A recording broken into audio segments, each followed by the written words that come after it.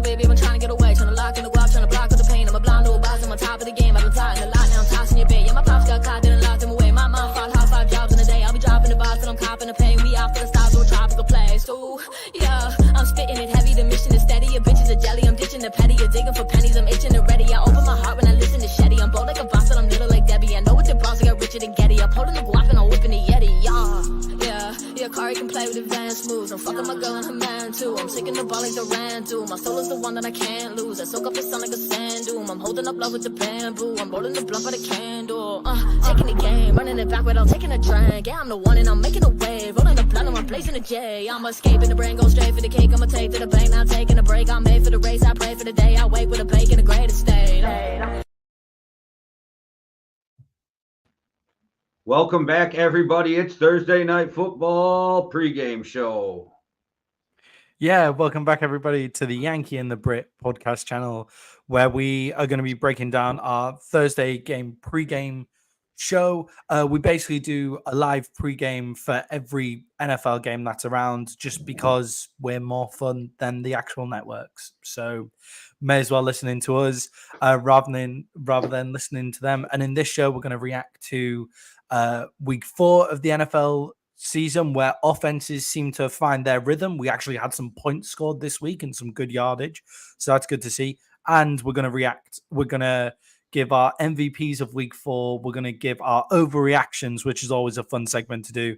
And then we're going to be looking forward towards week 5 with our picks for this game, the London game, and our best bets. And all you have to do is lock it, listen to our bets, lock them in, and Bob's your uncle. Bob's your uncle. There you go. That's all we need. I had to throw in the Bob's your uncle. That's all we need. That's all you got to do. That's all it is. In before Hitman. That's it's an early in from some K. Also, guys, if you're watching for the first time, we always reply to everything that anybody puts in the comment box. Like, subscribe, hit the bell, because we always go live on these shows, so you'll always be able to pick us up live. And if you comment something really funny, you can watch me just get completely derailed whenever I try to say anything after that moment, because I just get completely lost. If you just comment some stupid shit in that comment box, then I'll get lost straight away. No, there was one time last week where I was reading the comments. I need you to repeat the question. All right, guys. So make sure you hit the like and subscribe button. And as I said, first we'll go into segment 1 of today's show, which is week 4 reactions, our reactions to the big games of week 4. And there were some real high scoring games. And one offense that's definitely got cooking is the Washington Commanders, who went to Arizona and beat the Arizona Cardinals 14 points to 42. Jay, is Cliff Kingsbury going to remain an OC and become a legend in Washington? I think he's definitely a better offense coordinator than he was a head coach. I think you keep coaching like this, though, you're going to get a second chance. And you and I have always talked about how second time around, you're going to do things differently from the first time around because you learned. And so I think Cliff Kingsbury is setting himself up to be a head coach again. I don't think it's next year, but a couple 2-3 years with Jayden Daniels at playing at a great level, I think he sets himself up for another head coaching job at some point. Yeah, I mean, if I'm Cliff Kingsbury, and it might just be more to say about me, to be honest here, Jay, but if I'm Cliff Kingsbury, I'd rather just sit at offensive coordinator for the rest of my career. I don't need the stress of being a head coach. Like, I don't need that. Did that. Dick LeBeau for the Steelers, the defensive coordinator for years, was a head coach. It didn't work out. Went back to being a coordinator, had the best defense in the league for umpteen years, and then kept getting offered jobs, head coaching jobs, and he was like, nah, I'm good. I'm good right here. Yeah, it's what Eric Bieniemy should have done, right? It's like a person who didn't need the stress of a change in career, trying to move towards head coach and stuff like that. Like, I know he was a head coach and then came back down to offensive coordinator. He should have just stayed under Andy Reid instead of trying to make those big moves into becoming a head coach and stuff like that. You get paid a really nice amount of money for not loads and loads of responsibility if you're the offensive coordinator, especially if there's a head coach there. Where is Eric Bieniemy now? Do we know? I have no idea, but he's not on the Super Bowl champions going for a three-peat Kansas City Chiefs, which is where he would have been. and it would have made very little difference if he was there or he wasn't there, which was the great thing about Eric Bieniemy. I actually think it would have helped the Chiefs if he was there. I don't think we would have seen the lull last year that we had because he is a great offensive mind. It's just like we've talked about the baggage that he came with, so we don't need to beat that dead horse. But he just doesn't seem to be the right guy for a head coaching job. And people can say it was the wrong job, but if it looks to me like somebody else is doing pretty well with that wrong job. So yeah, Eric Bieniemy is the head coach and offensive coordinator, the associate head coach, sorry, and the offensive coordinator for the UCLA Bruins. Yeah. Yeah, I just remembered that when you said that. Yeah, okay, he went to college. Yep. Yeah, so he's back down in college, which again, like, great. That's another thing. Cliff Kingsbury could get a college job tomorrow, just to bring it back to Cliff Kingsbury, right? Well, that's a college job tomorrow. But why deal with the stress, right? Why deal with that when you can be the offensive coordinator for what looks like might be one of the best young talents we're ever going to see coming into the NFL like straight away, and you just have this guy that you can just build a career with. And to be honest, Cliff Kingsbury, what it sounds like what happened in Arizona is things got a bit lax, and he just seems like a really, really nice guy and not necessarily head coach material, but a brilliant offensive mind who also allows Washington, if you have that guy, you can hire the best head coach. You know, you don't have to have a crazy offensive mind. You don't have to have, so they'll pay him more money to stay in the building because he'll be their lead offensive guy, you know? So they don't have to go find this next offensive guy who can also work as a head coach because that is rare. Whereas if you've got the offensive mind in the building, you can just pick the best coach. And Dan Quinn seems like a really good head coach. Players love him, and what I was going to say, it's what Chip Kelly did. He could have had a head coaching job again, but he went to Ohio State and said, I'm just going to be the OC for Ohio State. And when he was on McAfee, he was saying how much he loves it because he doesn't have to worry about recruiting. He doesn't have to worry about NIL. He doesn't have to worry about anything but coaching football. Yeah, exactly. And I think it's the perfect fit for Cliff Kingsbury. I think Washington, historic franchise, obviously city with a lot of important stuff going on, you know, like a lot of like, is it one of the better cities to live in the US, Washington? Like, I don't know, but you know, there's a lot of important stuff going on in Washington. So it used to be pretty violent. It's not anymore. It's actually a great city if you don't mind that East Coast weather, right? So if you're from New York or whatever, Washington's a great place to live and it's got a lot of history.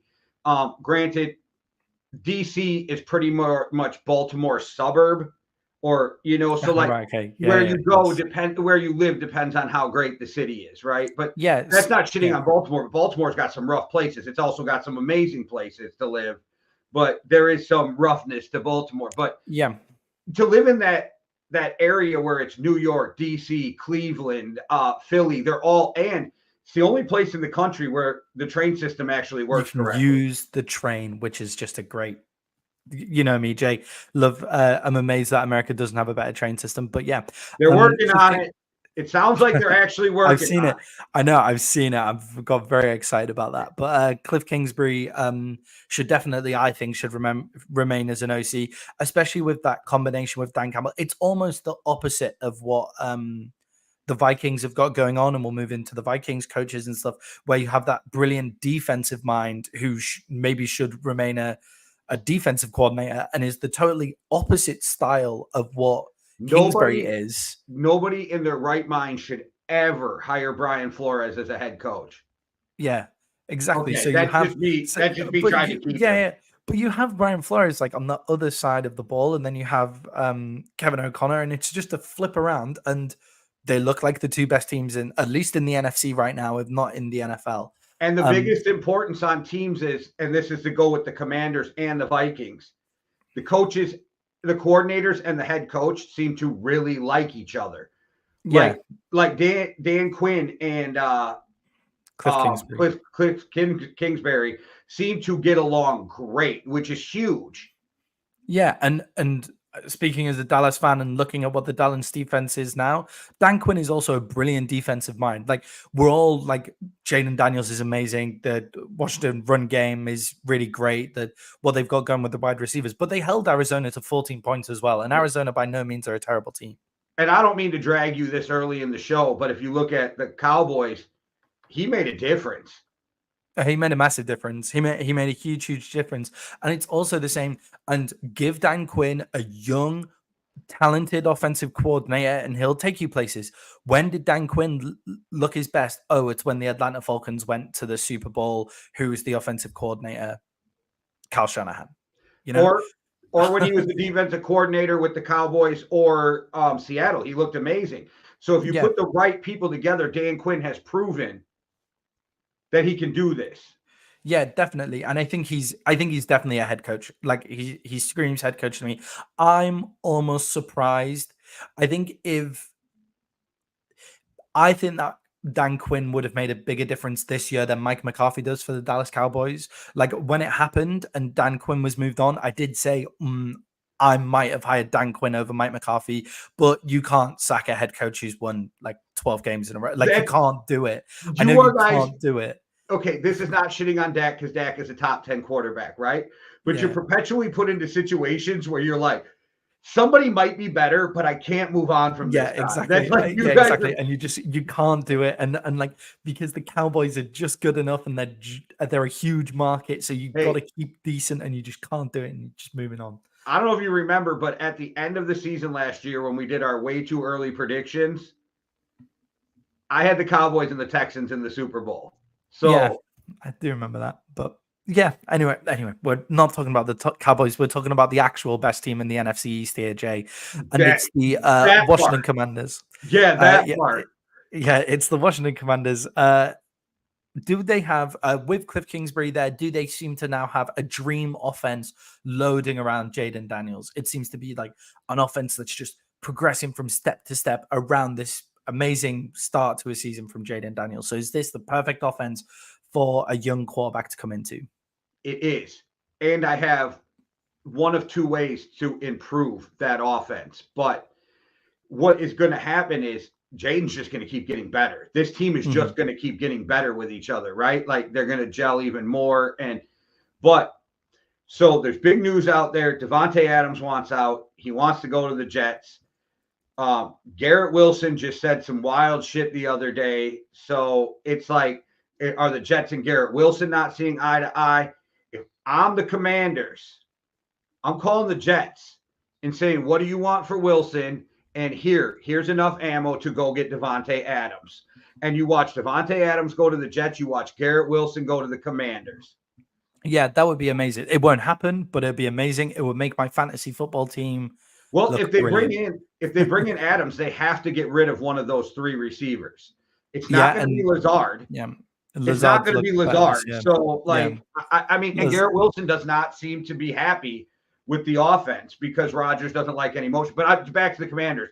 They need, if they can add another weapon, holy fuck, people better watch out because I think the Commanders are a real contender for the playoffs. Yeah, I think they're in a really great position right now. Like I think they need more defensive line help. I think they played against the Cardinals team that is one of the worst offensive lines in the NFL. So I think they do need more defensive line help. I wonder if they're regretting giving away Sweat now for a second round pick last year. I can't remember who they've taken with that second round pick, so they might not be regretting it, but he looks like a difference maker in Chicago. So I wonder if they're regretting that now. But one bit of defensive line help, and then one wide receiver, because weirdly, is Luke McCaffrey popping off the screen for you sometimes? Like if you watch them, is Luke McCaffrey like weirdly popping off the screen? He looks like a McCaffrey, right? Yeah, he is related to the McCaffreys, right? Yeah, I didn't realize he was Christian's brother because he's so much younger, and I know Christian had another brother. I thought he only had one brother. I think there's actually 3 or 4 of them now that I did more research and when we were talking about in the draft. And Ed McCaffrey, their dad, balled out in the NFL. Christian McCaffrey balled out in the NFL. So I don't know. Luke might be the real deal, and they got Scary Terry. That's a real team. Yeah, I think when you've got Terry McLaurin and then Luke McCaffrey, I think has a real big career in the NFL in like a third wide receiver slot.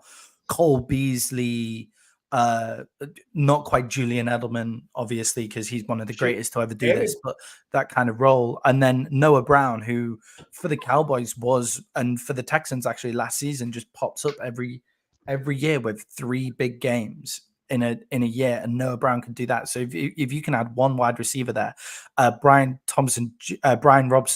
Robinson Jr. is also an excellent running back for this team, because he's more of a graded in, take the big hits, wear a defense down. And then you have Jayden Daniels to make those big plays when there's loads of space and get out in the open. And also they have a quarterback who, although his slide looks terrible, like he hasn't learned how to slide yet, he's still sliding. Like, people mock him for his slide, but at least he's sliding. And people need to realize that he wants to play from the pocket. If you watch him, he is a pocket quarterback who can get out and run. That's a big difference between some of these young running quarterbacks, where Jayden wants to stay in the pocket and play. I'm really impressed, and I'm super happy they're not ruining Jayden Daniels. Yeah, I think their offensive line has surprised a lot of people. It's definitely surprised me with their offensive line additions, because Biadish, the center for the Commanders, was actually the center of the Cowboys, and he was our weakest link on the offensive line this year. But it looks like he's at least holding his own, more of like a C to a B grade. So like he's holding his own, and then the offensive line is usually quite weak in Washington, but they seem to have their game together. And look, offensive lines always look a lot better when they have a mobile quarterback in the backfield. And a quarterback who's accurate and gets the ball out quickly. And just one last thing on this Commanders team and Jayden Daniels before I give you one question about the Cardinals, and then we move on to another game. The thing that I found most impressive was he threw his first pick in the NFL last week, and it just didn't affect him at all. Like, you see, and it was a bad pick. Like, it was horrendous. I was like, okay, this could be it. Like, this could be where it all falls apart. Like, let's watch. And I was kind of shitting myself for my fantasy team, but quite excited with my Cowboys hat on at one time, thinking, okay, Jayden Daniels might not be it. Here he goes. He falls apart, and he just comes back in the next drive and lights shit up, goes down and scores another touchdown. So I think he's amazing. Did you expect him to fall apart in that moment, or were you just like expecting him to just carry on? Yeah, I didn't think he'd flinch, but that's only because I watched him at LSU throw some like not that he was awful and he didn't throw a lot of picks, but he throw some high that were bad picks, and it seemed like it didn't phase him. And I gotta say, people are like, this is where the porthole helps a young college player, because he doesn't hit that adversity that he gets at LSU if he stays at Arizona. LSU was the best thing that happened to him going to the SEC, going up another level. He's not the second overall pick coming out of Arizona either. So, like, I think that porthole helped him. I think playing the SEC really helped him. Jayden Daniels, I pounded the table for him last year during the season and into the draft, and I think he's better than I even thought he was. Yeah, I think what we expected from him, we would literally, because stay tuned, guys. We do a rookie quarterback watch every Thursday night, and we've been talking about Jayden Daniels and what potential are we looking for him this season? Oh, this is just keep a high floor for the Commanders, keep a base. That's not what's happening at all. Like, he's pushing them forward, and as I said, they're the best team in the NFC East right now, possibly the best team in the NFC with the way that they look, with one exception who we'll get to later in the show. I'm going to get to we'll get to them during in the next game. But Jay, what do you make of Kyler Murray's start to the season? So I don't know. Like, so it feels kind of good. My joke is he doesn't have Cliff Kingsbury. Yeah, that's what I was thinking. Right? That's what I was thinking, because as I was thinking of the questions for the show today, I was like, Cliff Kingsbury is actually, because everybody used to take the piss out of him while he was in Arizona. But also, for good reason. His offense was just a weird air raid offense with zero motion, and like everybody just lined up, and it's like you're always the wide receiver on the right, you're always the slot, you're always here. Nobody ever moved from those positions, and he's really changed it up. He's taken a few run game pieces from Kyle Shanahan and stuff like that. But the best that Kyler Murray's looked is when he was under Cliff Kingsbury, right? Like that's the best that he's looked. Let's not forget, you know who Cliff Kingsbury's best friend is, don't you? No, I don't. McVay. I'm going to guess it's Sean McVay, right? They're like best friends. So, you know, I'm sure he learned something from like talking and watching what McVay does too. Yeah, and definitely. And I think just with Kyler Murray's start to the season, I think it's a really interesting start, because for that first half against the Bills, he looked amazing. Like I was like, oh my God, Kyler Murray's back. This is going to be great. And then against the Rams in that 41-10 win, he looked great again. 266 yards, 81% completion rate. That's really great for Kyler Murray. And then against Detroit, he looked all right. Like it was just starting to fall off. And then I thought against the Commanders, I thought he went missing. I don't think he looked bad. I just think he went missing. And if the Cardinals are going to win, he needs to be the star of the show. The problem is with Kyler, he doesn't have any receivers who can get open using speed. It all has to be route running. They don't have any speed receivers. Another reason, and I said it a million times, it's not shitting on Harris or Marvin Harrison. It's they should have took Malik Neighbors. They should have taken Malik Neighbors. And I'll stand on that, because Malik Neighbors looks like the reincarnation of Odell Beckham Jr. at the fucking Giants right now. He made Andrew Booth Jr. look like he made Andrew Booth Jr. look terrible. I texted you after that trade and said, good luck with Andrew Booth Jr. And this is how it went. You guys started him, and I forget the guy we traded for him, your second or third year corner. He's on our practice squad, okay? That's how that trade went. I mean, we're now like 3-4 DBs deep into the injury slot as well. Yeah, that was us last year. I feel your pain.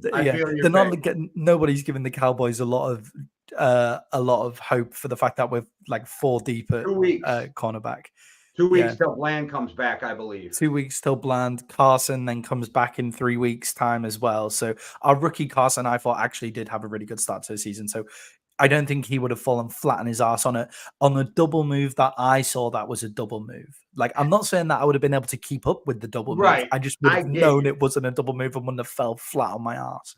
But I get you. I think that if Kyler Murray, if they find a wide receiver that takes the top off soon, then I think Marvin Harrison Jr. has had a very, very good start to his NFL career. I think he's been fine. I just think they need someone to take the top off. Yeah. Right. For that team, a better fit would have been Malik Neighbors, where I think a guy like Harrison does better in a system that already has a guy where you have 1A and 1B, and you can argue who's better, right? Because Harrison he has to get open by route running. He doesn't have that breakaway speed, and that it's not a shot at him. It's just that's his limitation. Yeah, definitely. And I'm going to leave a question for the audience at the end of every games now, Jay. This is something that we're going to try. But a question for the audience, put it in the comment box, whether you're watching it live or whether you're watching it after. We'll try and respond as quick as we can. Where do you rank Jayden Daniels in quarterback play in the NFL this year? Where do you rank them? Comment it in the box below. Where does Jayden Daniels rank? Is he top 10, top 5 for you, Jay? Where are you putting him at the moment? Without doing a list and just off the top of my head, he's got to be top 5 or very close right now. Yeah, exactly. For me, I was like, he's definitely top. Like, 4 played this season. If we're taking it as not all career and all of that, then he's definitely top 5 in quarterbacks this season. But where do you guys rank him in the NFL? Are we too high on him? Are we going too big early on? Comment in the comment box below. Let's move on, Jay, to the other best team in the NFC is your Minnesota Vikings, who beat the Green Bay Packers 29-31. And Jay, it wasn't even that close. No, and the thing is, if Brandon Powell doesn't catch that rib injury, and Jayden Naylor has to go out there for a punt, this game isn't even close.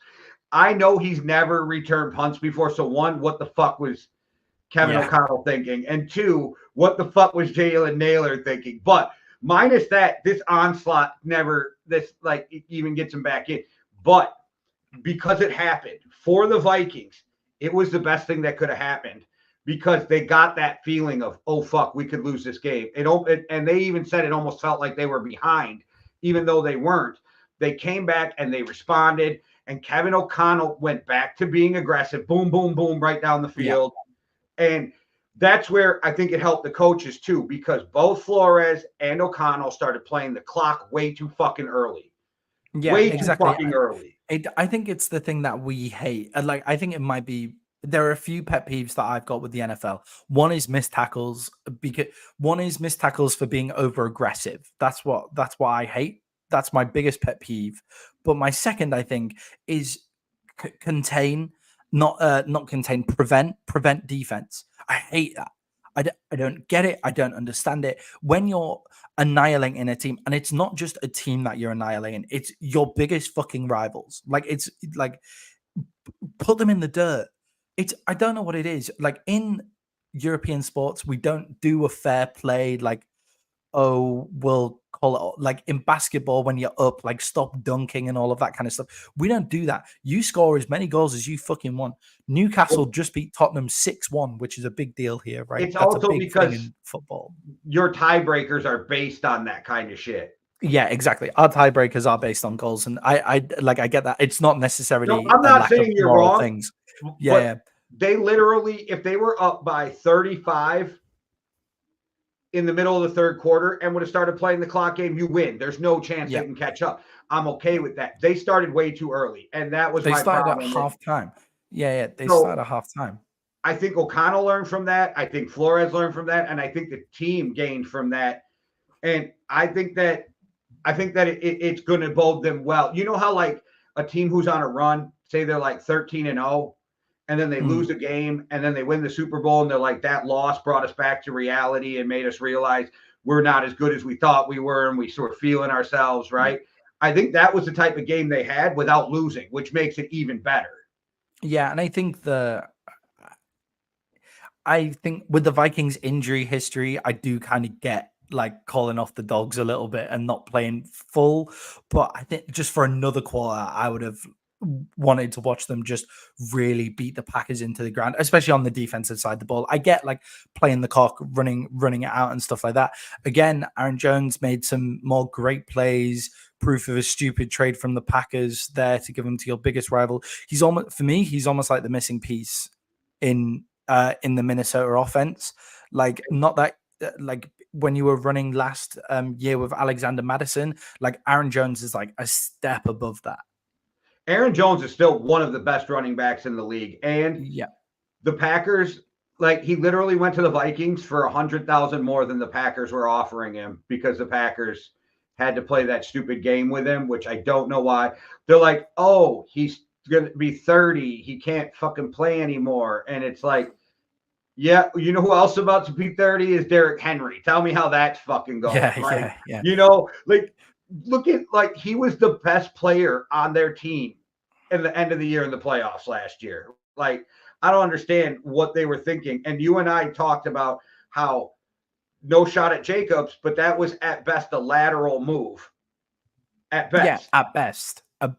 And a risky lateral move as well, due to things like injury history and those kind of things. Now, what Josh Jacobs, his best year is much better than Aaron Jones's best year. Like, that year where he was just going crazy for the Raiders is, yeah, I get it. That's amazing. But Aaron Jones has just a huge workload behind him of doing this year in, year out, looking brilliant, looking amazing, and usually in a two-headed backfield. And he's a good receiver, and usually in a two-headed backfield where he's getting yards taken away from him from guys like AJ Dillon as well, and on a team where Aaron Rodgers is throwing the ball like most of the time as well. But Aaron Jones is still getting his. So I didn't get that move from the Packers at the time. I thought it was strange, especially when he went to in-division problems.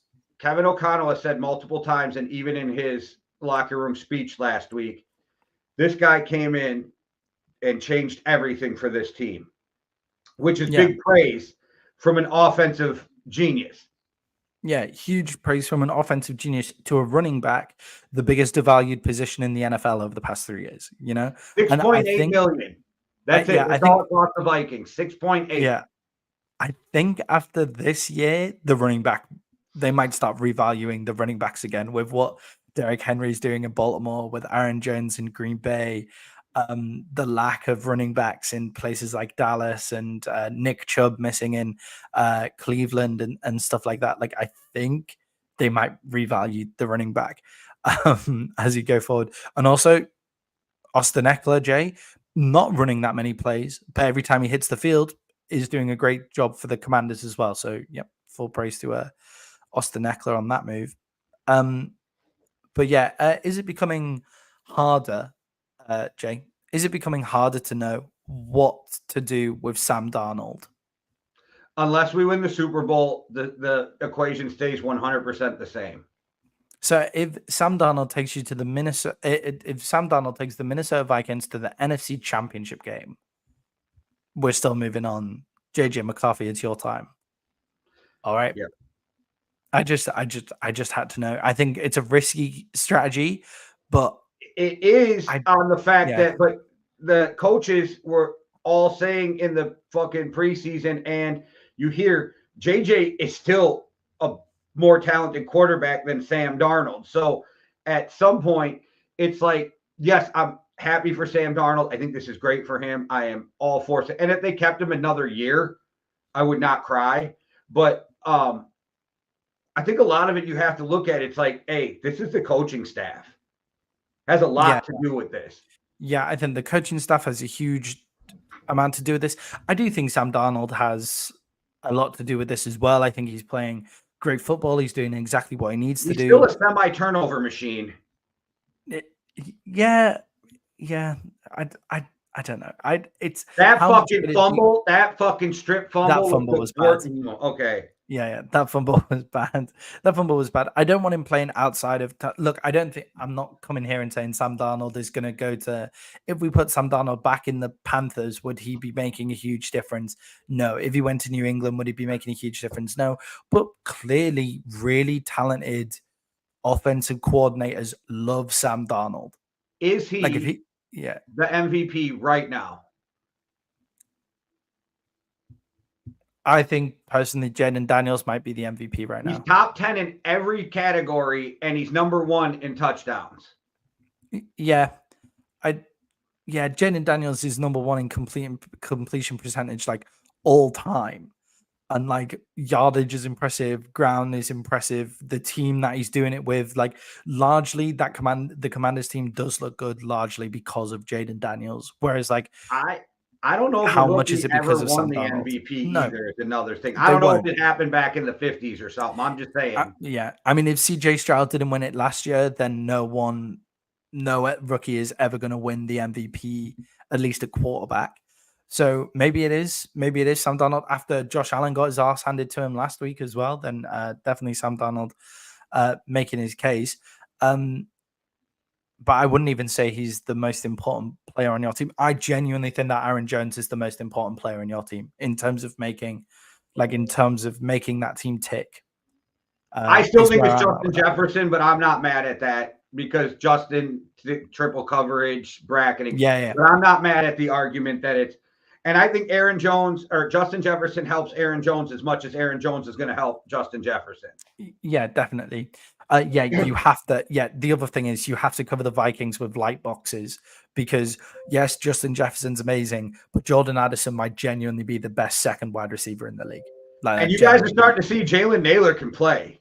Yeah, don't put him out there for punt return. Yeah, Jalen Naylor can play. Brandon Powell is an excellent special teams man and fourth wide receiver. So yeah, I'm not sure how much there is to say in the Packers with this game. I think we both agree that Jordan Love came back too early.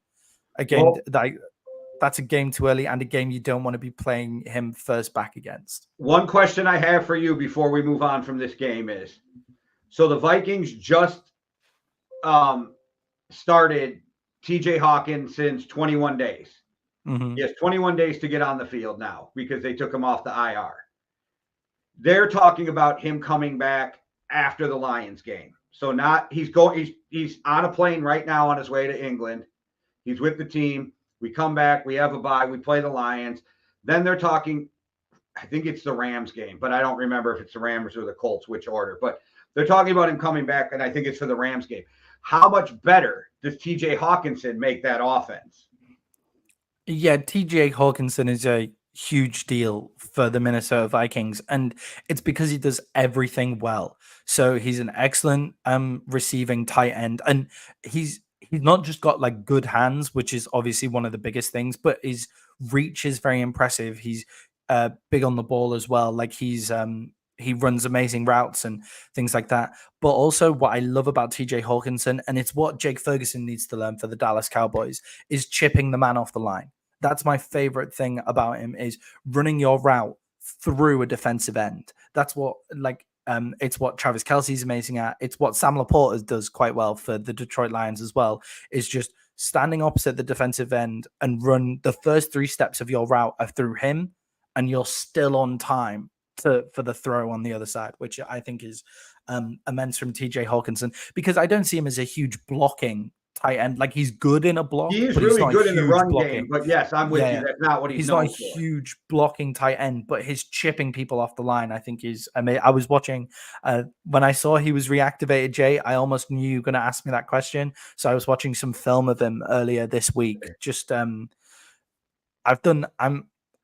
on Sunday, Jay. We're going to be doing some tiers for the teams, like ranking what order our teams are in, and ranking what orders our quarterbacks are in, and all of that kind of stuff. So I've been watching how good the Minnesota Vikings are going to be when TJ Hawkinson came back. So thank you for dropping me that question. I really appreciate it. Okay, guys, question for the audience on this one. Do you take Sam Darnold next year or JJ McCarthy? And what are your conditions for continuing with Sam Darnold or changing to JJ McCarthy? Drop a comment drop a comment underneath this video, and we will get back to it, and we'll try and put it up on the screen if you give us an answer. Also, make sure to like and subscribe, guys. That's just really important to us. Okay, moving on now down to Tampa Bay, where Tom Brady had his return to Tampa after winning them a Super Bowl as a broadcaster, and he got to watch the Philadelphia Eagles, one of the most joyous sights in football. Philadelphia Eagles loss. The Tampa Bay Buccaneers beat Philadelphia 33-16. Jay, is Siranni on the hot seat? Not yet. Not yet. No. Nobody in that division is running away with shit. If he wins that division and they go to the playoffs, like, this is a whole moot question. Like, so, and then they got beat up without their 2 best receivers. Like, I don't know. Like, it didn't seem that big of a deal that loss. It's that loss is combined with the hate Sirianni's been getting, and everybody wants to blame the X's and the O's. Not a single person wants to blame the Billies and the Joes. Oh, we'll get on it ain't the talent's fault. Jay. It's Sirianni's fault. Like, it has nothing to do with Jalen Hurts playing subpar quarterback right now. It's Sirianni's fault that Jalen is not playing good football. Like, it's not even like, hey, maybe the coordinator should fucking call different plays, or maybe the injuries are like, Sirianni's just this whipping boy right now of everybody who fucking doesn't. Could he lose his job after this year? Absolutely. But do I think he's on the hot seat right now? No. Yeah, I don't think the Philadelphia Eagles are the kind of team to change in season. I don't think they do that in season. But I do think they are being held back by Nick Sirianni. I do think just saying, oh, nobody's running away with that division, when the Commanders, by the way, look like they could run away with this division. But by the way, just putting that out there. But it looks like nobody's running away with this division, and they could make the playoffs. Is that good enough for the Philadelphia Eagles when they have 2 coordinators who have been up for head coaching jobs before in the building? So it's not I think the coordinators are more to blame than Sirianni. Well, that just shows that Sirianni shouldn't really be a head coach then. Like, if he doesn't do anything. How come whenever John Harbaugh had a bad season, nobody ever did this to him? Because John Harbaugh backs it up with multiple good seasons. And it's his staff. Like, it's John Harbaugh's staff, like, altogether. Whereas Nick Sirianni had 1 good year with good staff. It was Last Greg year Roman's was a fault when the hangover and Ravens then looked falls this. apart. It was Greg Roman's fault when the Ravens were struggling, but it's Sirianni's fault when the Eagles are struggling. But I think, sorry, I don't think I put together what I was saying very well there. I don't necessarily disagree with you that it's the coordinator's fault that they didn't look good, right? But then what is Sirianni doing there? You know, that's what I don't understand. What I don't understand, and I don't really like it about John Harbaugh, to be perfectly honest. I just think John Harbaugh brings a good staff with him. Like, I just don't love that the head coach doesn't contribute on game day. Like, Nick Sirianni literally just puts Mike his thumb up if Tomlin? they're going for. Mike Tomlin's a great defensive mind. Like, Mike Tomlin does defense better than a lot of people. He just also has defensive coordinators and offensive coordinators. Nick Sirianni doesn't seem to offer anything. That's just that Cowboys hate, but okay. Must be. Well, it seems to be the whole media that doesn't like him either. But you know, it's the other thing with Nick Sirianni is obviously he's had this falling out with Jalen Hurts, and Jalen Hurts isn't playing well either. So if he's a players coach and the players love him and everything like that, like, why do his players not love him? That's the other part of where Nick Sirianni is. You mean the guy who couldn't get along with Nick Saban? Why doesn't he like him? Yeah, I agree with that. And I think they might both get each other into a lot of trouble. It's just you're way more tied into Jalen Hurts than you are into Nick people might want to Sirianni. start looking at Jalen before they start looking at coaches, but okay, that's just me. Almost like, Jay, you've read the questions off the sheet before I asked them to you, which I know you haven't because that's not the way we do things here. But is Jalen Hurts a problem right in now? Philadelphia? He is. Right now, he is. Like, but at times, Jalen's the reason they have won too. So, like, what's going on with Jalen too? Why isn't this new offense working better? Is it Jalen? Is it the offensive coordinator? I think we're also seeing that. Like, I don't want this to sound like I'm shitting on anybody because everybody that I'm going to talk about is playing just fine, but they're really missing Kelsey. They're really, and it's not that their center's garbage either. It's just Kelsey did things because Hall of Famer, you know what I mean? Yeah. He did things that no other center is going to do for you, which I think really helped, is another reason why there's a step back. Like, even look at the tush push. It's not automatic like it used to be. And that's all because Kelsey's the way he would get, like, if you watched how low Kelsey got on those plays and drove, it's just amazing. Amazing. Yeah, definitely. And I think also, like, when you look at, when you look at the level of leadership that has dropped off in that Philadelphia Eagles locker room, especially after a season like they had last year as well, like, it ended badly last year and it ended badly. And that's for, like, some Philly legends had their last game getting hammered by Tampa Bay in the playoffs in Fletcher Cox and Jason Kelsey. Like, that's a lot of leadership that's lost in the locker room straight away. And Jalen Hurts, his intangibles usually seem to come to the fore, and it's usually what people praise him for, is being a good leader. And I have no reason to doubt that, apart from not getting on with head coaches. But it seems like there's a lot being lent on him at the moment, and I don't necessarily see the big leaders in that Eagles locker room that there have been, because they're just going through such a change of play. And as you said, when you're missing players like AJ Brown and Devontae Smith, like, that's huge players to be missing, especially against the team like the Tampa Bay Buccaneers, who I think are being hugely disrespected in the NFL this year. And they're obviously playing tonight, so we'll talk about them getting disrespected going in as underdogs again. But I think I think Baker Mayfield had a great game as well. And look, I do think the Eagles have a Jalen Hurts problem at the moment as well. Jalen Hurts has had one good season. They have a Saquon Barkley problem too. Yeah, go on, explain. Well, just because I was told by an Eagles fan that he was as good as Christian McCaffrey. He's playing well, but he's not playing as well as I was told he was going to be. Hit man, wherever you're at. Where are you? Like, usually you're in the comments the whole time already giving me shit, but I believe the Bucs won not against the Eagles, and all of a sudden you're not in the comments. Where are you? Come on, Hitman. But no, I don't think Saquon's playing bad, but also like Saquon was supposed to be this is the over the top. And I think that I think the problem right now is Jalen. And I Yeah, I like think. Jalen Hurts, Yeah, but I think he's the problem right now. yeah. Jalen Hurts has had And one good season GJ in has the been NFL. beaten like a fucking redheaded stepchild a few times this year. Yeah, yeah. Um, Ian. let's go. With Jalen Hurts and the problem that Jalen Hurts is causing, Jalen Hurts has had one good season in the NFL. It's just the thing is that good season did take them to the Super Bowl. So, so you do pay quarterbacks that take you to the Super Bowl. It's just he did get a big contract. For me, he's Dak Prescott. For me, everything needs to be perfect for Jalen Hurts to function well. And currently, everything in Philadelphia isn't perfect. Well, 2 years ago, he was better than Dak. This year, Yeah. Dak's better than him. Yeah, definitely. And I just think but they're the same kind of quarterback, like where everything just needs to be perfect. If everything's perfect, they'll beat anybody. And they have the talent to beat anybody. And sometimes when you watch them, even when things aren't perfect, you just go, why aren't you better all of the time?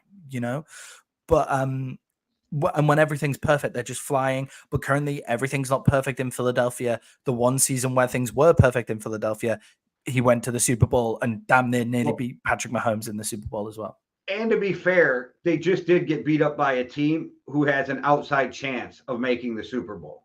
A team that beat them last year in the playoffs that have only gotten better, and Philly haven't gotten better. That's while they're also banged up with injuries. So I don't think Philly fans should be upset about this loss.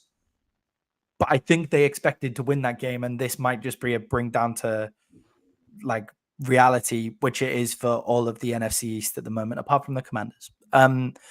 Okay, Jay, moving on to probably the biggest beatdown of the week in terms of how close the spread was and what it ended up being. Lamar Jackson's Baltimore Ravens beat Josh Allen's Buffalo Bills 35-10. Ass whipping. Yeah. Ass whipping of the first order. It was 35-10, and I'm not going to lie, looking at that game made me feel better about my Dallas Cowboys. I was just watching it, and I was like, okay, yeah, we can stop the run just fine. It's just the Ravens are unbelievable. It came out that, and the Bills are in trouble moving forward because they don't have Von Miller for 4 games because he likes to beat up his girlfriend. And this is the second time he's been accused of beating up his girlfriend. So the NFL finally suspended people defending Von Miller because there's no charges being brought to it and all of that kind of stuff. Because his girlfriend won't admit what happened either time. But there's police reports and the NFL investigate. Yeah. And let's not forget that the NFL hires retired CIA and FBI agents to go do these investigations. And you can't be accused multiple times of beating up your girlfriend without getting suspended. It's just the way it works in pro sports. I mean, I don't watch all pro sports, but I'm guessing even in the UK in soccer, if one of those dudes gets accused of fucking up their girlfriend a couple of times, they're going to catch a suspension. Mason Greenwood, a young 18-year-old who plays for England and Manchester United, has been dropped by Manchester United and had to change his nationality in football, because you can do this in football if one of your parents is Jamaican and one of them is English, you can go play if you've played a game for England, you can still go and play a game for Jamaica. So he now plays games for Jamaica because he got accused. There's videos and voice notes and everything of him beating the shit out of his girlfriend. And then they dropped all of the charges. They're back together now having a baby, but it still happened. And everybody's like, why can't he play for Manchester United anymore? Why can't he play for England? He's exactly the kind of player that we need. Well, because the dude's a total scumbag, and it's I get he's not going to jail. He's not going to jail, and people make mistakes, and that's fine. Innocent until proven guilty, but there are consequences for your actions. You'd lose your job if this happened to you. So you can't play in the NFL for 4 games. Before I took us off on a side street, so what I was thinking, so it comes out that Buffalo goes to their defense and goes, we keep Derrick Henry under 105 yards. We win this game. First play, 87. Okay, you got 20 yards to play with for the rest of the game, guys. Yeah. Also, that's just not true. That's just not true with the Ravens. If Derrick Henry gets 100 yards, that's quite a lot of yards for a running back to get. But also, Lamar Jackson could also get 100 yards. I think and he could also throw for the Bills' 250. theory was if you keep him to under like around 100, you can neutralize Josh Allen with Josh Allen Lamar can Jackson.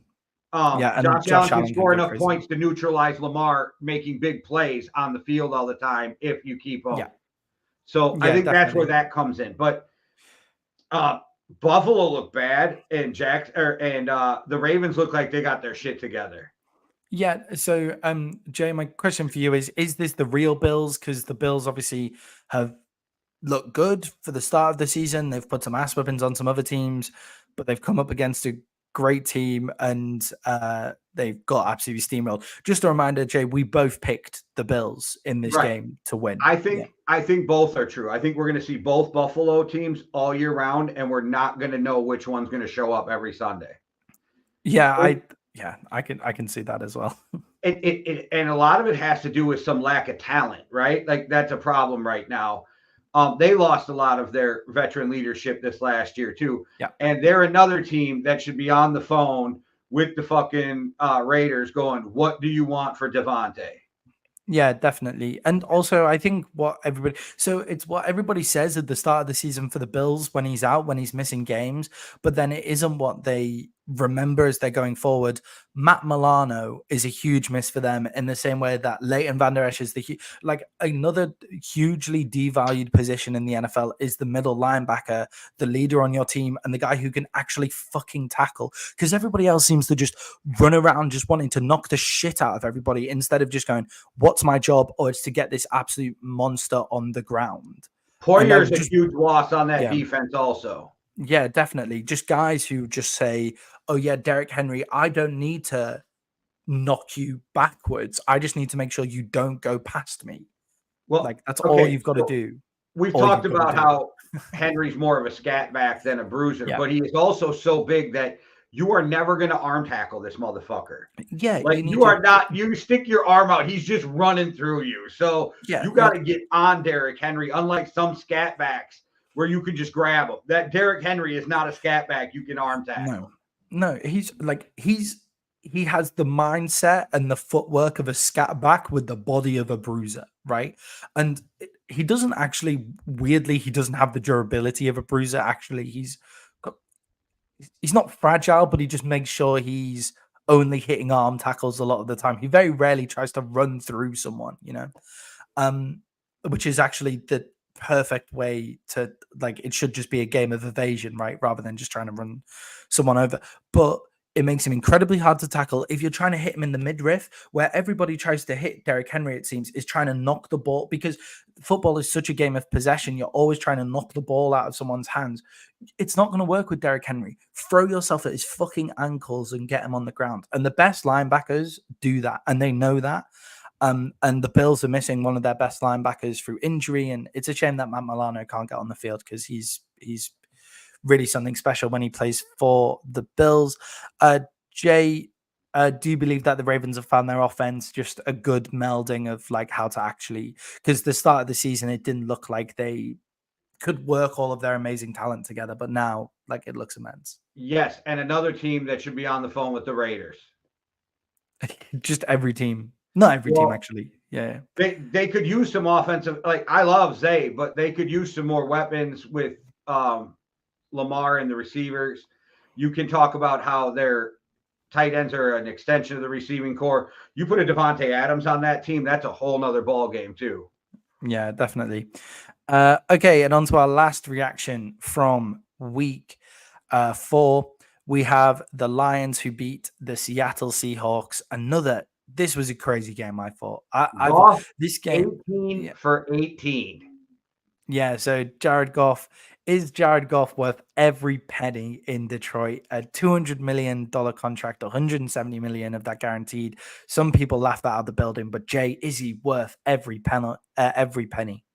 Yeah, probably. What else are you going to do? And he's a really good, serviceable quarterback.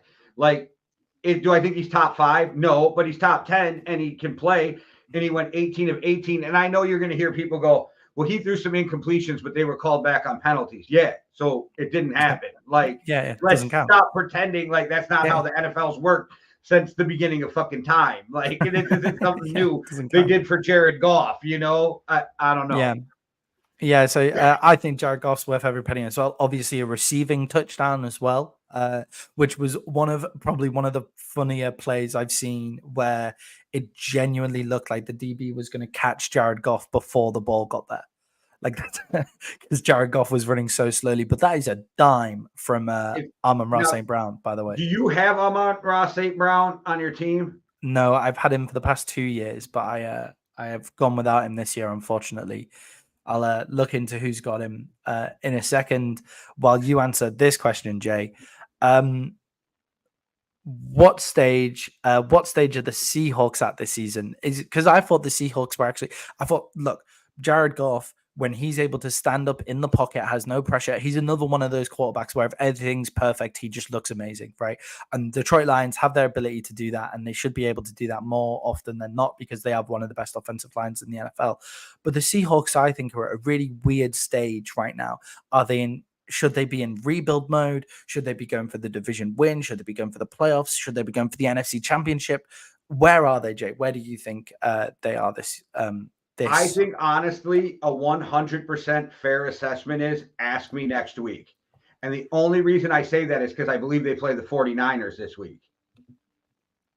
Yes, they do have the 49ers. If they beat the 49ers, then you have to go for that division, right? Like, so they have the Giants this week, and then they have the 49ers the week after that.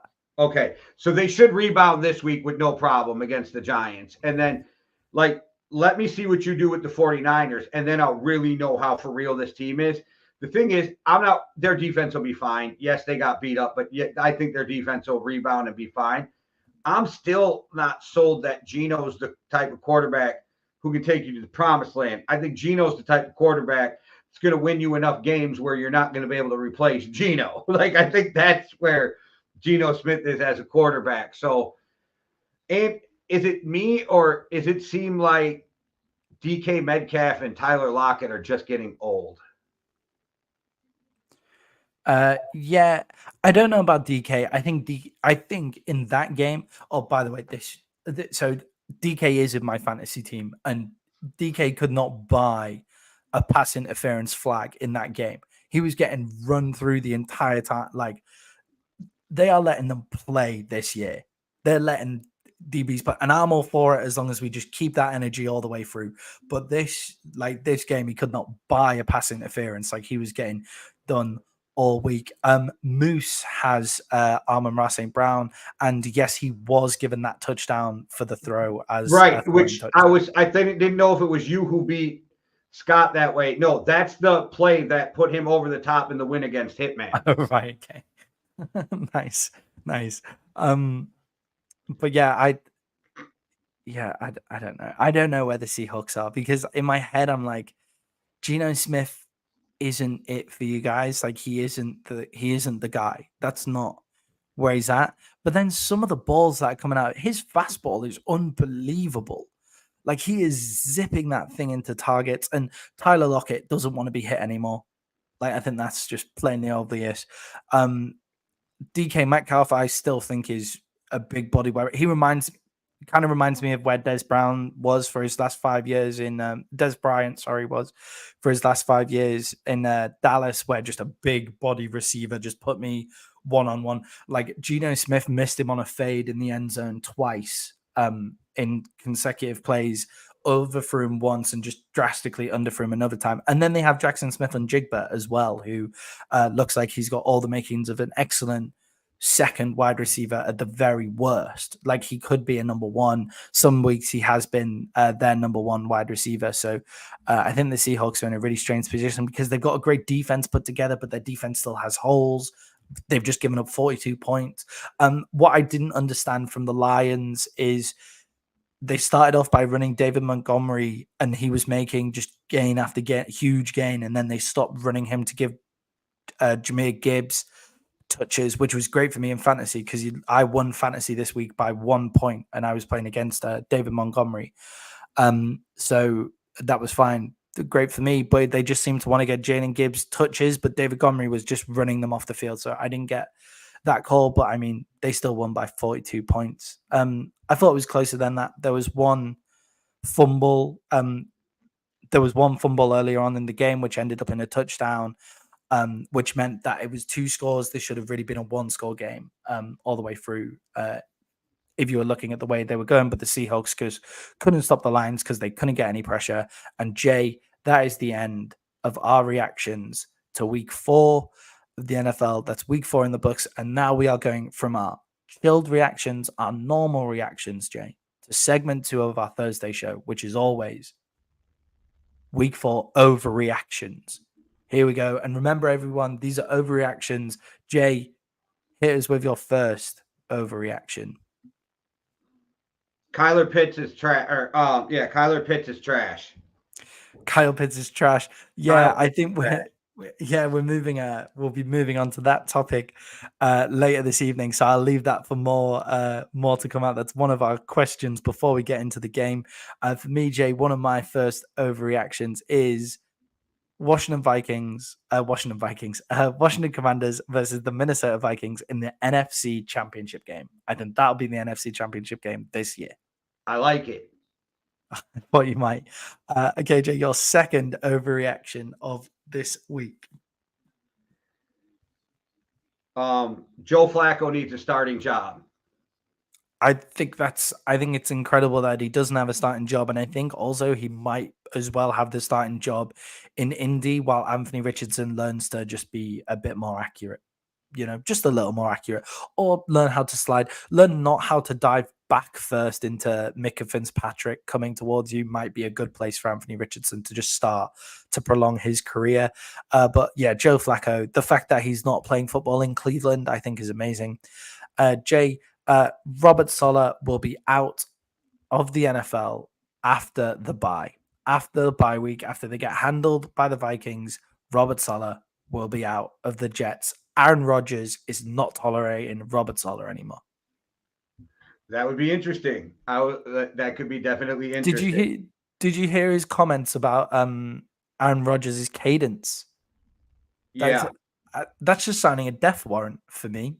That's it. For those who don't know, basically Aaron Rodgers drew his own offensive line offside multiple times, and Robert Saleh's response to that was, maybe we should stop doing hard counts and maybe Aaron Rodgers should change his cadence, not maybe our offensive line need to not jump offside.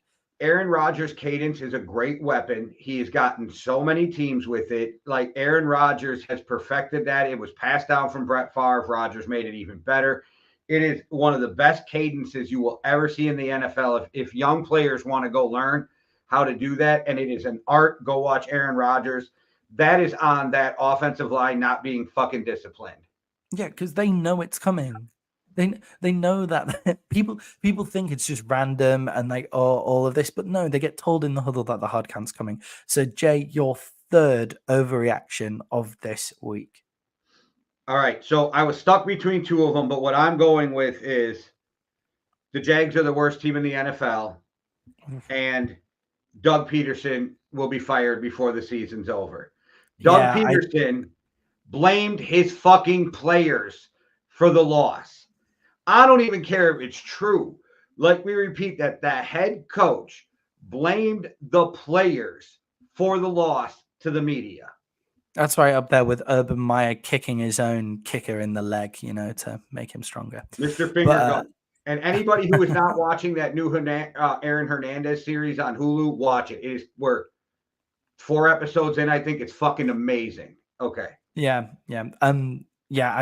I don't know where the Jags go from there. I don't know where they go with Trevor Lawrence, because I think Trevor Lawrence. You don't get rid of Trevor Lawrence. You get rid of Doug. You can't get rid of Trevor Lawrence. Yeah, and Doug Peterson. I think Doug Peterson again just wears off on teams. He Bobby Slowick switches things around. Yeah, definitely. So I got an honorable mention because I didn't know where to go. Go for it. Since it's overreaction, the Packers need to find a franchise quarterback. That's a big one. Big He's one. Good. He ain't a franchise quarterback. He's good. He's not a franchise quarterback. Jordan Love has had 7 good games in the NFL so far in his career. Just a reminder to everybody, just letting you know. My final overreaction is that Anthony Richardson will be out of the NFL by his 5th year due to injury. Not due to bad performance, due to injury. Just because of the way he plays. Just because of the way he plays. And people need to stop correlating big body with high durability. Like, if you're a big body quarterback, you're hugely durable. Not if you leap into hard hitting safeties with your back first. So until Anthony Richardson learns how to slide, I don't care if it's as ugly as Jayden Daniels slide, he'll be out if he keeps on playing this way. He has a higher injury percentage as a starter for the Indianapolis Colts than his completion percentage. Yeah, it was just like you caught me off guard with that one. That was just like, damn, okay. Do you not think that's crazy? He has a higher injury percentage as a starter. I don't necessarily think you're wrong. I just didn't expect that. So crazy.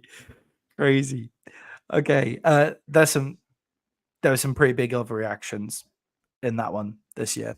Okay, going into our segment 3, Jay, this is Rookie QB Watch. And Jay, are the Bears learning from their mistakes at the start of the season with Caleb Williams?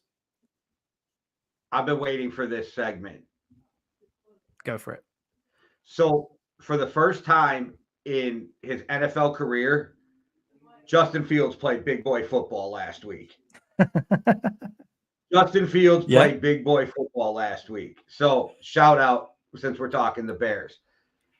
I'm still don't know what to think of Caleb Williams. I don't think the Bears are doing him any help either with the way I think they need to fire their coach and see what they got in Caleb Williams. But for me, the rookie quarterback watch, and it won't start this week, but it could start after this week, is Michael Penix alert. Michael Penix alert. That's because we could talk about Jayden Daniels, boom, being like as good as he is. We could talk about what's going on with the Bears. I think that's a lot of coaching, and I don't think we're going to know exactly what Caleb Williams is until you get a good offensive mind there for him that helps protect him too, because they put him in some bad situations. No rookie.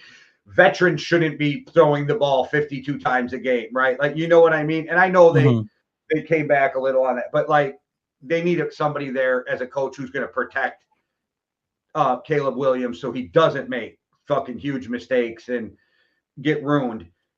I think Michael Penix is the one to watch because 1-3 is not a way that I don't think Atlanta thought they were going to start. Yeah, definitely. And I just to finish off on the Bears with Caleb Williams there, I think the Bears are learning from their mistakes. And I think Caleb Williams might have had his best whole game of NFL football this week, obviously getting a win. They beat a good Rams team. Sorry, what was the score? They beat a good Rams team. It was 24-18. They beat a beat down Rams. A beat up Rams team, but like a Rams team that's been playing everybody hard, and full respect to the Rams for playing this hard with that amount of injuries. But the Bears have definitely learned their mistakes. If you look at it, 28 carries in the run game, only 23 passing attempts. That's down from about 40 passing attempts, as you mentioned, the weeks before. So they're starting to actually learn what they need to do from there. Okay. And then talking about Michael Penix, Jay, and I was thinking the same with Michael Penix as well, where it was they're 1-3 with the Atlanta Falcons, and it's maybe watch out for it. And they're not throwing the ball to their big time playmakers. That could be down to the fact that the big time playmakers aren't very good as well. But if you look at it, Jay, could loan deals work in the NFL? Something that we have in football is you loan a player to a team, you pay half their salary, a lower level team than you, so that they can get some good experience. You know what you have, and then you get them back at the end of the year. What do you think? You can't do it. Why can't you do that? So let's take Hassan Reddick as an example. Eagles traded him to the Jets. The Jets cannot, by rule, trade him back to the Eagles until he's on another team in between there. Oh, right. Okay. So it's just good. Why? I don't understand. I don't get why that wouldn't be a thing.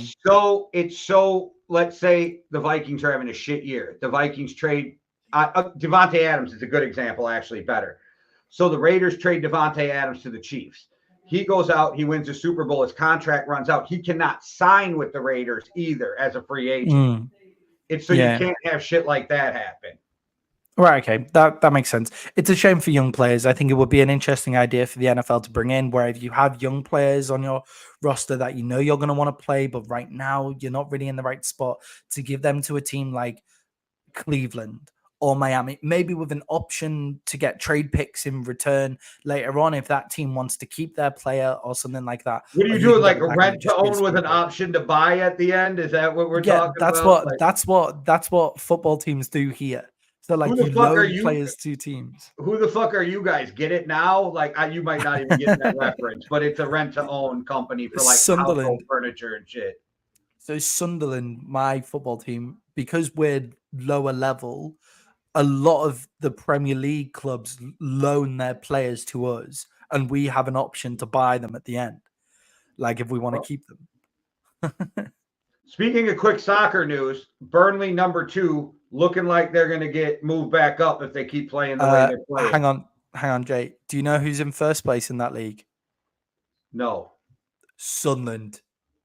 Sunderland are first, top of the fucking league, about to go back up. That's what's happening right now over here, Jay, and it's crazy. So the first two go back up automatically, right? And then the first two go back automatically, and then the third team to go up, they play a little knockout competition between like 3 through 6 or 3 through something, right? 3 through 6, yeah. So third and sixth play each other, and fourth and fifth play each other, and then they play each other again in a big. The winner of that plays against each other in a big. Anyway, and Sunderland at the top of the fucking league. So I only know the shit about Burnley because I follow JJ Watt. JJ Watt, JJ Watt, big things happening. Big things happening. Like May though, right? Like they have to hold it until like May, don't they? Oh yeah, we're only like 6 games into a season. Like it won't happen. Like we'll fall back to earth and stuff like that. It'll still be shit. Don't you worry. There's plenty of time for Sunderland to disappoint us yet. But Jay, that is rookie QB watch for this week. Sorry, it's not. Shout out to Bo Nix. I know he only threw for 70 yards, but that's in difficult conditions. Didn't lose his team the game.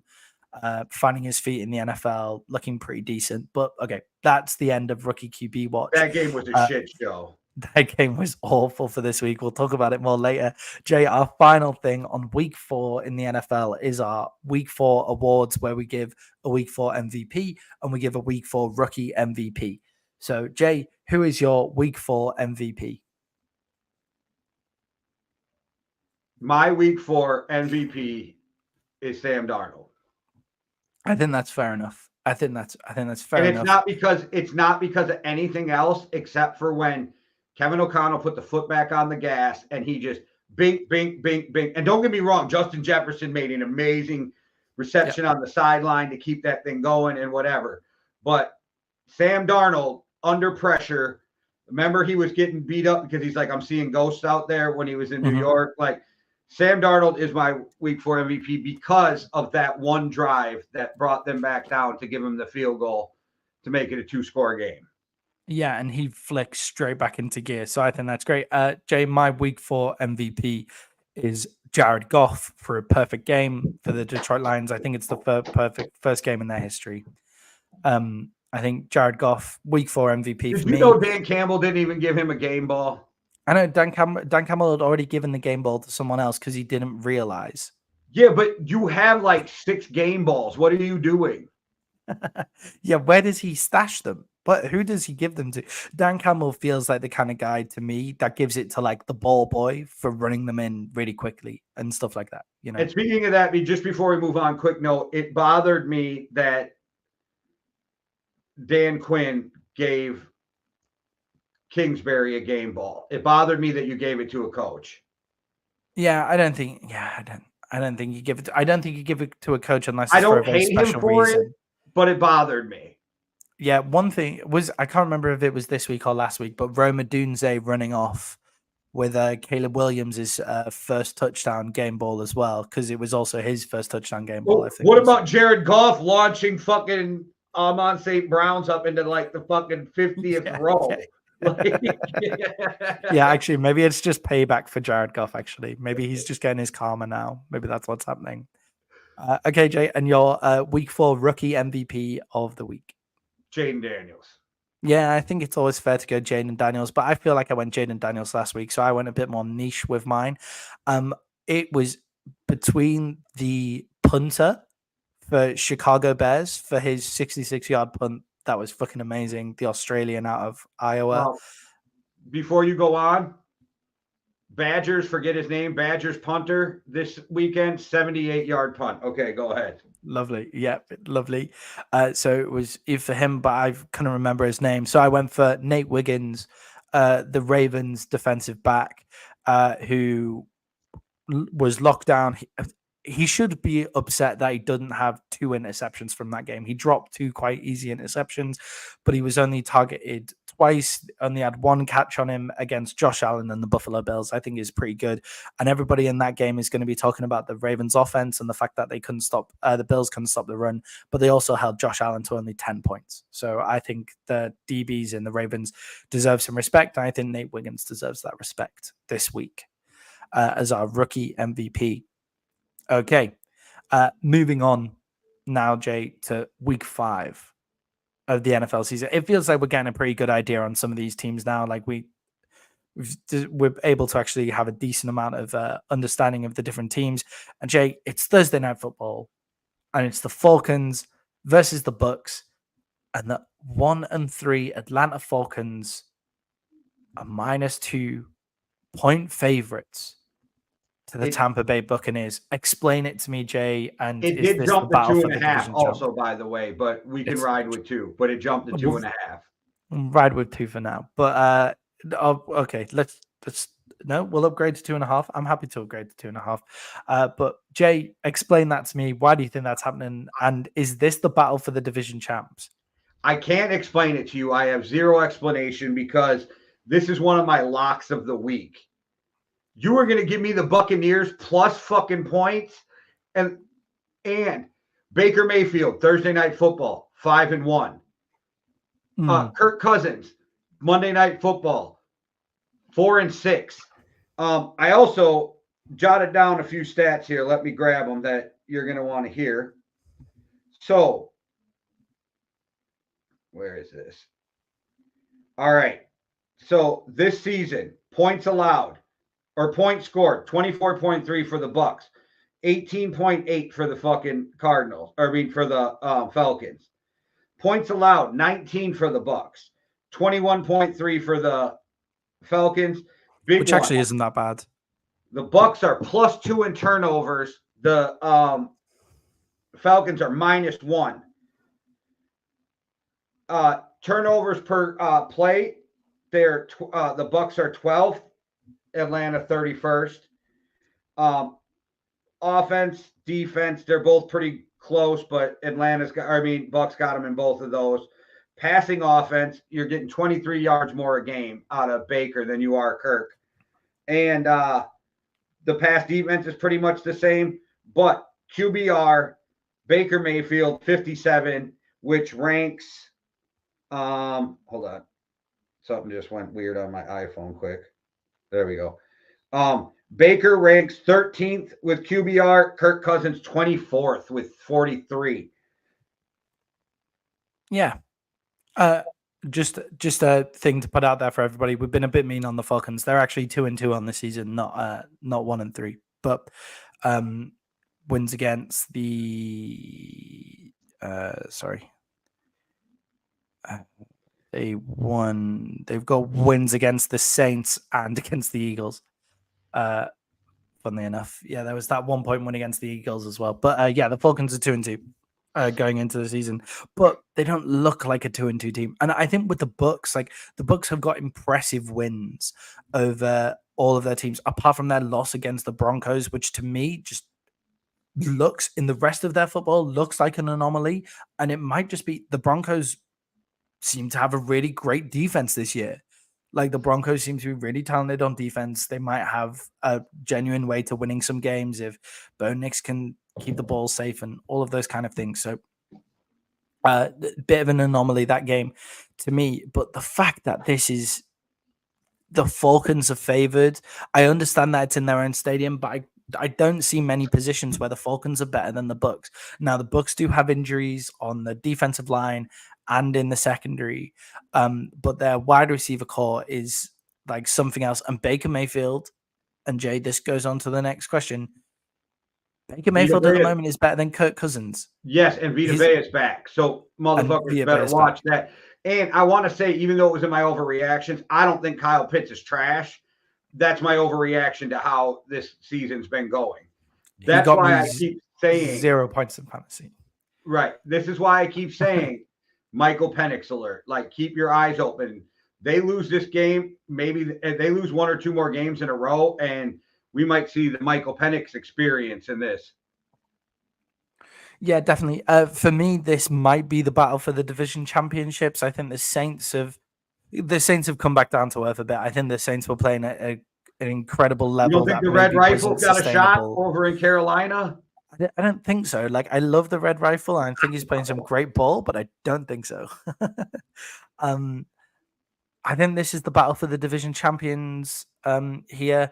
And Jay, when do we start to question the Falcons' weapons? Like, I understand, but last season it was Arthur Smith wasn't getting them the ball. This season, that was you last it's what's season. Going on. Yeah. Me last season was Drake London's not great and Kyle Pitts, what the fuck? But it was also a big quarterback controversy there, right? Kirk was brought in to settle that down. Kirk hasn't looked horrible, but he has not looked like he did in Minnesota. So yeah. I don't know. I think if you could turn back time and you could give him sodium pentothal, like truth serum, to make Kurt answer the truth, he regrets leaving Minnesota. Yeah, I think maybe so as well. Because like also people are like, oh my God, the Vikings look amazing. The Vikings looked really good apart from like ridiculous amounts of fumbles at the start of last season, and then Kirk got hurt. I think that's what happened to the Vikings. This is not me hating. I think Sam Darnold looks better in that offense than Kirk did. Yeah, I think he might do a little bit. I think his tiny bit more athleticism actually really lends itself to that. And not to shit on Kirk because he can play, but like we're seeing why Sam Darnold was drafted number 3. The arm is a fucking cannon, and he's accurate. Yeah. Like Kirk's accurate, but Sam's got a cannon. He's more athletic. We're seeing why. And the fact that Sam's only 27. We forget that Sam came out of the draft at 20 years old. Yeah, definitely. And like just looking at this game, I think Baker is playing better football than Kirk at the moment. The wide receiver Mike Evans and Chris Godwin are playing much better football than the wide receiving threats of the Falcons, which are Drake London, Darnell Mooney, and Kyle Pitts. Darnell Mooney is actually having a pretty decent season, sneakily. But Kyle Pitts again didn't get away with didn't get a pass interference call that he would have got last year, where Kirk underthrows him on a fade and the defensive back just runs through him, but Kirk underthrows the ball so much that it doesn't actually make it there, which would have been a penalty last year, but isn't a penalty this year. So maybe if Kirk actually starts throwing fades into places where Pitts can catch it, he'll get some touchdowns this week. I don't know whether to play Cole Kmet or Kyle Pitts this week. I have no idea. I have Kyle Pitts in 2 out of my 3 leagues, and he's still in. So I might go for him. I'm upset that he's playing Thursday Night Football because I could just wait on this decision till Sunday otherwise. But anyway, it doesn't matter. Don't cry, because I had to play Noah fucking Fant this week because the Lions are on a bye. So I'll trade you Cole Kmet if you want him for anything. Okay. So that's that game. Jay, I'm gonna take the Bucs plus the 2.5. They're also my lock pick for this week, which we'll get to that as well. I'm just ridiculously surprised that this game is that. And Jay, we now move on to the London game. And Jay, London Bridge is falling down because the Minnesota Vikings are back in town in London. And did you know that song "London Bridge is Falling Down" is after the Vikings pillaging London? And no, I did not. But there you go. There's a nice little reference for you. But the Minnesota Vikings are playing the New York Jets in London, England. Should we go down for the game? Maybe. We'll see.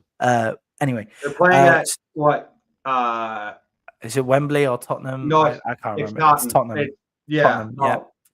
Yeah. What is that called? Hotspot or something, right? The Tottenham Hotspur Stadium. Hotspur. I think it's a type of bird, but I'm not sure. They have a bird on their badge. Anyway, the Vikings are 2.5-point favorites against the New York Jets, which I think if you said to a lot of people at the start of the season, they would be very surprised, but I think this is more than fair.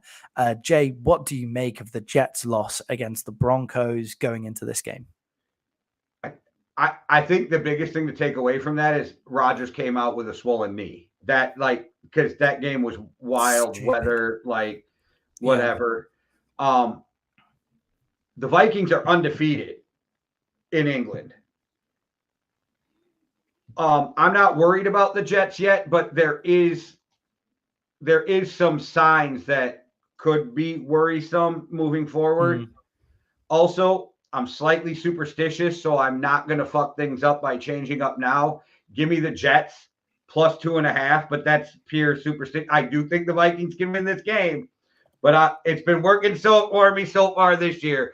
So I'm going to ride it till the wheels fall off. But I'm not going to lie. Aaron Rodgers makes me nervous because, did we watch 2 weeks ago how he played? Because Rodgers looked fucking amazing. So unbelievable. Rodgers makes me a little nervous. The only thing I wonder is if you had some swollen your knee and then you got to take, a 6.5-hour flight from New York to England, and then all of the shit, does that, that can't help the recovery of the knee anyway. I'm not sure. And I think the biggest problem with the Jets is, and was one of your overreactions, Saleh and Rodgers are not on the same page at all. And Robert Saleh will be gone before Aaron Rodgers will. Yeah, 100%. And I think the game plan in their game against the Broncos, it's almost like they just forgot about the weather. Aaron Rodgers in those conditions threw 42 times. Aaron Rodgers still had a pretty decent game. He threw 42 times. He threw for 225 yards in that weather, which was pretty awesome. And some of those throws were pinpoint, but Rodgers didn't have a good game. No, he shouldn't have been throwing 42 times, This literally is a battle of Brian Flores against Aaron Rodgers. Yeah, so that is so that's where I think the game comes down to as well. It's quite funny that the Vikings are undefeated in England because they remained undefeated for a lot of the Middle Ages in England as well. We're bringing Ragnar home, baby. We're bringing Ragnar home. Here he goes. I live in a town called York, which is named after the Viking town that used to be here, Jorvik, as well. So I'll be going for the Vikings in England, as Viking blood in the veins and everything like that over here. Minus 2.5. And I do think it comes down to can Rodgers be the first this season to read Brian Flores' defense? Offensive coordinators haven't been, quarterbacks haven't been able to read what the fuck Brian Flores is throwing at them every week. So let's see how they get to with that. Brian Flores bring in to play against Aaron Rodgers that he hasn't seen, right? Because you don't get not a lot. Rodgers doesn't throw very many interceptions, and Harrison Smith's got 2 or 3 picks on Rodgers, right? But they played multiple times a year. Yeah. Can they get a turnover on Rodgers? Because the Vikings, if they're not leading the league in turnovers, they're right up there. I don't remember exactly who was ranked where, but they're right up there, which is very impressive. But you can tell it's something that they worked on and they've been very focused on, because if you watch Cam Bynum, he punches. Tillman punches that ball out in that game. He literally wound up like he was about to get into a street fight. You know what I mean? So they're actively working on turnovers. This is something they're doing. The biggest question, though, for me is, can that offensive line hold up? If that offensive line holds up, the Jets have a real chance. If Brian Flores can, fuck up the offensive line, because that offensive line hasn't looked fucking great, they can cause real problems for Aaron Rodgers and the Jets. And that's why I'm very excited to see the offensive mind of Rodgers versus the defensive mind of Flores. And this is one of the few times you can really say that, because Rodgers is the offensive coordinator pretty much.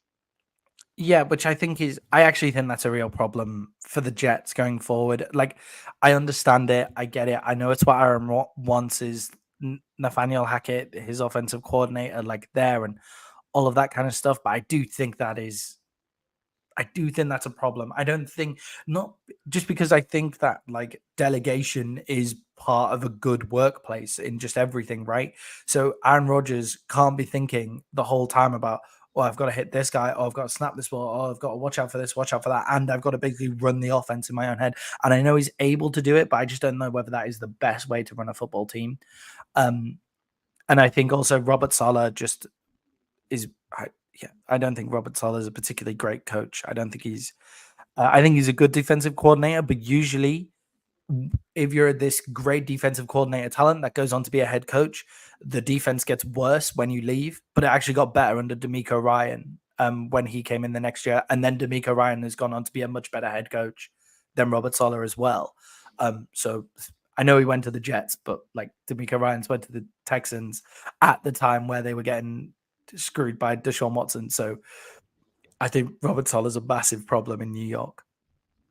Yeah, and I would say that Robert Saleh had more to the average person. Robert Saleh walked into more talent than D'Amico Ryans did, because people forget that Anderson and Stroud were not on that team. Tank Dell was not on that team. Like, you know what I mean? Like, so yeah, I think that definitely. Saleh actually walked into a better situation, and it still turned out bad. Yeah, definitely. Watching that game last week was like watching. It was just so frustrating because I was just like looking at the screen and just screaming like, "Why aren't you just running Brees Hall?" And also, I wouldn't have taken the Jets of -6 if I'd actually just looked up the weather in New York like that day. And I wouldn't have put Garrett Wilson in my fantasy team if I just looked at the weather in New York that day. Like, they're just things that I wouldn't have done. But anyway, I actually left Garrett Wilson out of my fantasy in one of my teams this week. great. Oh, this week I'm considering it. I'm considering it. I haven't decided. I just feel like they're going to put Stephon Gilmore on him the whole game. And yeah, he might get some play. I don't think he's going to have a stat line of like 12 receptions for 130 and 3 touchdowns. You know what I mean? Yeah, definitely. And I wonder how the Jets can best use their weapons, to be perfectly honest, if Aaron Rodgers is the person. Because if Aaron Rodgers is the person calling the shots on that offense, he's the one who decided to throw 42 times in the pissing rain. I think Nathaniel Hackett's still calling the plays, but Rodgers can change like Brady anything at the line, right? But my question too is, does Davante Adams distract the Jets from focusing on a short week? Because, and granted, it's still Sunday to Sunday, but they have to travel. So, like, they didn't get all the reps they would get. Everybody, both teams left today. Like, so they didn't get their Thursday, and and then both teams are talking about how you use Friday to acclimate back, and that your guys are going to be tired on Saturday, and you're hoping that they're up to standard on Sunday. So, like, the travel's a lot. They get a short week. This Davante Adams going to, and you know, when they get to the press over there, that even the fucking English press or the British press are going to be asking them about Davante Adams. The English press, like, to be on it, I've said this a million times, Jay, to be on it with American football and be British, you have to be like fucking dedicated. Like, it's like, we're filming a podcast that's currently midnight and the game still isn't for another 45 minutes, you know? So stay with us until we get off here, because you don't have to run off for the game. It's still in 45 minutes time. But you have to be dedicated. So the press in the UK will be all over this. And it's not just the press in the UK, the press from Germany will be there as well, because it's obviously their closest one, and the press from all the other countries that watch American football. Rich Eisen and a bunch of US guys are going over there. Yeah, of course. And you have more access to them in this week than you do in any other week, because they're having to go to press events, they're having to go to parades in London. Like, I've been to London while these games have been on before, and it is just, you see the players like a lot more than you would in their usual week, because they're having to do things that make the game grow. They're ambassadors for the game, which, while they're over here, which, like, you hate as a fan of your team doing it, but it is better for the NFL to do, so you understand why they're doing it. But it's difficult for the players to have to do that as well. And I think that the Davante Adams news, if I'm the Jets, I'm begging that Devontae Adams, I'm forgetting Devontae Adams this week. I'm maybe giving him a quick call and saying, hang on for next week. Hang on for as soon as Sunday's done, we'll start working this out and start working it out over their bye week. Do you think it matters that Brian Flores is super excited to play in London? I think the Vikings are most suited. I think the stadium will be much louder for the Vikings. Defensive coach being excited to go over there and get this opportunity, because he was talking highly how he's very excited. This is his first time. He gets to go experience it. He can't wait to get over there and like play it. And do you think that is like a positive, a negative, or nothing? Burger. I think it's always positive when your coaches are really hyped up and stuff, but I don't think Brian Flores has ever not hyped up. Like that was probably his biggest problem as a head coach, isn't it? So maybe he's like a different sort of hyped up, but he is pretty hyped up now. What I do think is a big difference because normally these NFL games in London and these NFL games in Munich don't feel like home games for teams. I think for the Vikings, this will feel like a genuine home game. Like, I feel like there are a few teams that you see jerseys of more often. And it's obviously the Jags because they've played the most in London and they've tried to get into London. It's the Dallas Cowboys because, like, obviously the biggest team. The Steelers for the same reason. The Giants for the same reason. But then you see Minnesota Vikings stuff everywhere. Like, and it's got to be Minnesota Vikings stuff genuinely just because people love the Minnesota Vikings here. Like, I don't know. I think you think that Viking history though has something. Yeah, to do with when that? you talk, when you talk a little bit. Purple and yellow is a pretty cool scheme for a uniform. Yeah, we talk a little bit about how people get into NFL teams, right? So I was lucky. Like, my dad has been a massive NFL fan, and we support the Dallas Cowboys because it's the only team he could listen to on the radio back in the 1980s and stuff like that, right? But new NFL fans will go, oh, I know Vikings, really cool, Viking history in the UK and all of that kind of stuff. So they'll pick the Vikings, and I genuinely do think the Vikings will be one of the most popular teams in the NFL. When I've gone to those games, you see more Vikings jerseys than anybody else. When you go to things like vintage charity shops and stuff like that, there's more Vikings gear in there than any other team's vintage gear and stuff like that. So I think the Vikings will feel like it's a home game, and they do the whole stuff like you normally would in Minnesota to the stadium. So like all the skull chants and all of that, which you guys got from watching Iceland in the Euros in like 2016, I believe, or has that just always been a thing? No, it's been forever, but it's because it's because skull was a Viking war cry from back. Cheers and yeah. Well, yeah, but it's also I guess and tell me if I'm wrong, but from what we were taught, it was something that was screamed on the way into battle when they were all drugged up on like hallucinogenics and would get their arm chopped off and still keep battling and, trying to get to Valhalla and all the crazy shit the Vikings did. Yeah, of course. So you have like those chants and the claps, and we know all of that stuff from watching Iceland play football and all of that. So I think they will actually have the home advantage, which doesn't usually happen. So I'm going for the Vikings -2.5. Jay is going for the Jets +2.5, but I think that is genuinely, I think he thinks that the Jets do have a chance. But I know it's so he doesn't jinx the. It is absolutely, because I'm just a little bit superstitious, but it's only when it comes to sports. Like, I don't believe in superstition, but when sports come, I'm the type of guy, like, if I take a drink of my coffee in the morning or my cappuccino in the morning, and the Vikings do something great, I take a sip before every play on that drive. Like, I'm weird like that. Or if my wife walks into the living room and they start doing good, I'm like, sit down. You can't leave now. You stay here. Yeah, she's trapped. Yeah. But since you made the pick, I got to ask one question about another team just quick before we move on. What did you think of the Lions' alternative uniforms? Because I thought they were fucking amazing. Yeah, I think they look sick. I think they looked like really, really cool. I also really like the Falcons' alternative uniforms with the completely red helmet. I thought it was really cool as well. A lot of good uniforms this week. I'm waiting to see the Vikings break out their new black alternatives. I can't wait to see them when they do it. But you should go buy one, man.